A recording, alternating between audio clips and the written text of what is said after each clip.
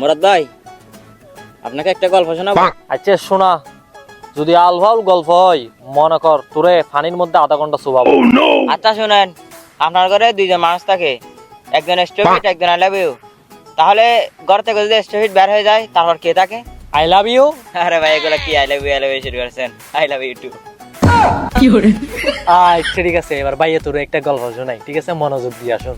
আরে ভাই বলেন বলেন, সমস্যা নাই। তাহলে শুন, আমার রুমের মধ্যে একজন এক গালে থাপ্পড় মারানিওয়ালা থাকে, আরেকজন দুই গালে নগদ থাপ্পড় মারা দেয় ওরা থাকে, ঠিক আছে? ওরা দুইজনে তুমুল ঝগড়া বাজছে। এখন ঝগড়া বাজছে যে এক গালা থাপ্পড় মারে, ইতার আগের মাথায় কি করছে, ঘর থেকে বাইরে চলে গেছে। তাইলে এবার বল, রুমের মধ্যে এখন বাকি কে থাকে? তাহলে তো নগদ থাপ্পড় মারা নিয়েও থাকে। আপনারা ভাই আজ জীবনে গল্প শোনাবো না? আচ্ছা, নেক্সট টাইম গল্প শোনানোর আগে এই গল্পের কথা মনে রাখিস। হ্যাঁ ভাই, আপনাকে আজ জীবনে গল্প শোনাবো না।